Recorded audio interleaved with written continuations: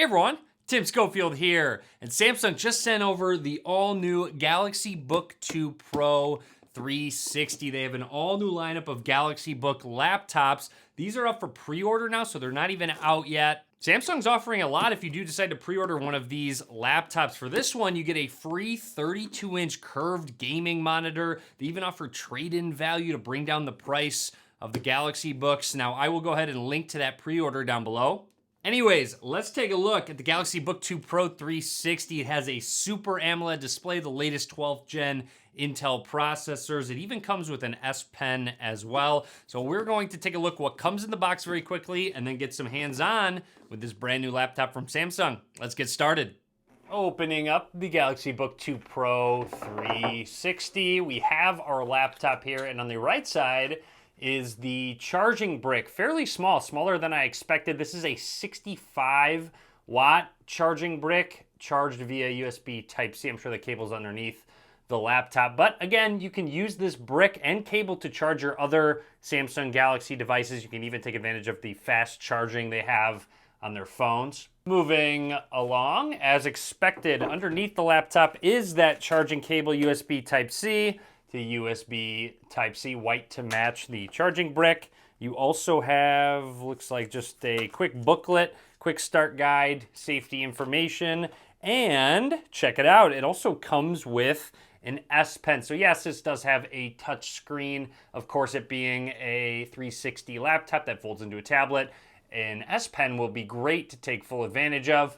And I know what you came to see, the Galaxy Book 2 Pro 360. Picking it up, I have to say, it is crazy how light it is. And not only that, just how thin it actually is. This is just over 3 pounds at 3.1 pounds. So insane. And you're going to get under 3 pounds if you get the 13-inch model. This is obviously the 15.6-inch. This is also the graphite color, in case you were wondering. And as always, let's do a one-handed opening test. With it being so light, let's see if it actually passes. And it actually did.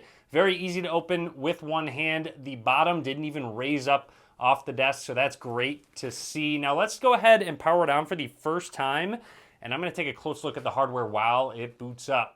We're going to start at the bottom of the laptop because it was sliding around a good amount as I had it on my desk. I was wondering why. Because there's just a couple plastic coverings on the grip. There's actually a lot of grip to it, so it's definitely not going to slide around now. So just make sure if you do get one of these to make sure to take off these little plastic pieces. Just another quick look at all of the corners. On the left side, you have two USB Type-C ports, one of them being a Thunderbolt 4 port, a status light, continuing through it, man, and just notice how thin this actually is. It's pretty crazy. A little gap for you to open up the lid of the laptop, and then moving along to the right side is a micro SD card slot, so you can transfer some files, expand storage if you'd like to. Another USB Type-C port, and a 3.5 millimeter headphone jack. So no USB Type-A ports on this laptop. Moving along towards the back, just a quick look at the hinge, a gap just for some ventilation of the laptop. At the top, Samsung always does a good job at making their laptops just very clean and sleek. A minimal Samsung logo right there, and that's just about it. So a very professional looking laptop. A look at the touchpad, very large, actually more space than I expected. It's fairly tall as well. Just a couple look at those stickers. Obviously Intel Evo, this has an i7 inside, a full number pad. I love to see that. You sometimes don't see it in 15-inch laptops nowadays, but I really do like having one on my keyboard. The power button here actually couples as a fingerprint scanner, and then just a full look at that keyboard. And of course, it being a 360-degree laptop, just a quick look at the hinge. We'll test it out a little bit more later. But obviously you could use it just like a tablet, especially with it being so thin and light. It'll be easy to carry around even as a 15.6-inch laptop. And again, you have an S Pen to use it with. Now, powering on our laptop, I'm going to run through the startup process and just talk about anything that is noteworthy. Right away, you do get Windows 11 out of the box, so you don't have to worry about upgrading from Windows 10. Let's go ahead and continue through the startup process. Embedded into the power button is a fingerprint scanner. Let's set that up right now. Should be easy enough. Just touch the power button. You don't have to press it all the way in, and just lift it on up. Continue through. You should be able to actually, when you press the power button from the sleep screen, I believe it reads it and wakes and then signs you right in. We can test that once we complete the setup process. Okay, we're all set, ready to go. Within the startup screen, it didn't bring up any Samsung login, anything like that. So I highly recommend going through all apps and checking out a lot of these Samsung ones. There's a ton of different ones, including Quick Share, Samsung Flow, their Notes app. We'll dive into a couple of them in just a second, but make sure you run through and actually check them out. There's a lot of cool ones, and even Samsung Update to keep your laptop updated with various drivers. It looks like out of the box there's about 6 updates, at least at the moment, which is great. Nice that they have all of these different updates, including fingerprint sensor and more, that you can just hit update all and get them done. You don't have to manually do each individual one. So this is a 15.6-inch display at 1080p using Samsung's Super AMOLED technology. I love having an AMOLED display on my phone. I'm so happy Samsung's bringing their technology to their laptops because it just looks fantastic. Colors really pop. The blacks are true blacks. They don't have to turn on pixels. So they just look very realistic. And also this display gets up to 370 nits of brightness.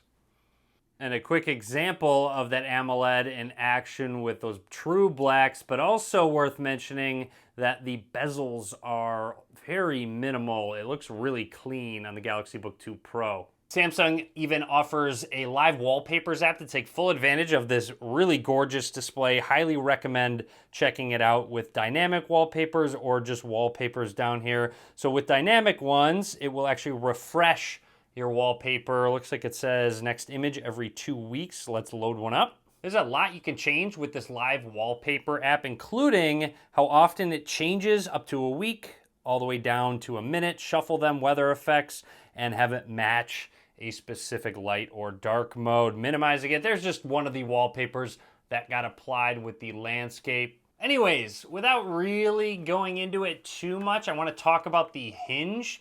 It does feel very strong, actually stronger than past models. It really doesn't wobble. So when you are using that touch screen like so, it's very sturdy. I think Samsung actually took note of what we were talking about, and they really did apply more pressure to the hinge. Yes, obviously it might be just a little bit more difficult to open and close, which is a good thing in my opinion. So well done, Samsung, improving that hinge, especially with a 360 display when you're using a touchscreen. In terms of some other specs, you have the latest Wi-Fi 6E, 8, 16, or 32 gigabytes of LPDDR5 RAM, and up to a 1 terabyte NVMe SSD. Another one of the applications I wanted to dive into very quickly is the Galaxy Book experience, which is somewhere down here. I knew I opened it up. There we go. So got a Galaxy phone. You can quickly connect Galaxy Buds, send files. We know all of this. But anyways, going into it, definitely sign into your Samsung account so it syncs all of your notes. If you have some in Samsung Notes, you have Bixby right there. Transfer data from your old computer. One thing I will make note of is Samsung Smart Switch does a great job to transfer your old files from your previous computer to your new one. Quick search to find files, apps, anything like that. I do find that Windows 11 search really isn't that great, so quick search is a nice alternative to have. Screen recorder, smart things, Samsung Gallery, so you can use some of their editing tools that they have that have been popular on Samsung Galaxy phones. And obviously with it running Windows, you have all of Windows features, including link to Windows, so you can text on your computer if you'd like to, private share, send people files that can't be reshared or captured, and a lot more. We'll dive into that a little bit later on. Continuing on, let's use it in tablet mode with our S Pen right here. So there are Samsung settings here. You can sign into your Samsung account for some easy connections. Display, there's an auto mode. You can customize the way that it looks. So right now it's on auto out of the box. However, you can turn it to vivid, natural, DCI P3. It's really up to you, the setting that you'd like. Great that you get the option. HDR Plus can also be turned on. Some advanced features on the left, studio mode, auto booting, and a couple more. Battery and performance, so you can protect the battery, limit the maximum charge to 85%. You can turn that on and off if you'd like. Supplies power to chargeable USB port. Even when the system is in hibernation or shutdown, this is a nice feature. You might not think you need it, but it's great to have a laptop that's off and you can just plug in your phone and get some charge out of it. Performance mode, customize no fan if you don't want any noise, silent, high performance. You can also turn these on and off within the keyboard. So a close look at the keyboard, that F11 key, actually if you hit function F11, you can toggle through those at your will. So it's very easy to change that performance mode to your liking. Finally, your keyboard does have a backlight. You can customize how long it stays lit for. Like I mentioned, Samsung has the Quick Share app to quickly share files between your phone, tablet, and your laptop. You'll notice right away it already sees Tim's Galaxy S22 Ultra right there. So very easy to swap files. I can't tell you how valuable it is to be able to share between your devices. Opening up our laptop yet again with one hand brings us to our lock screen.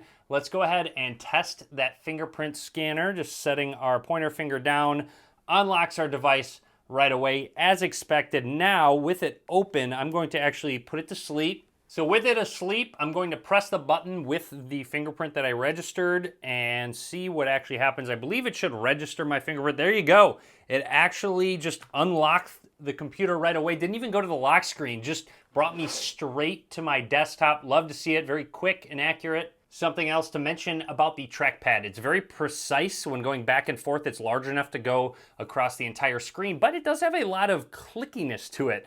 Listen. So just a lot of feedback when you press it, which isn't necessarily a bad thing. Let's do a quick typing test on this keyboard.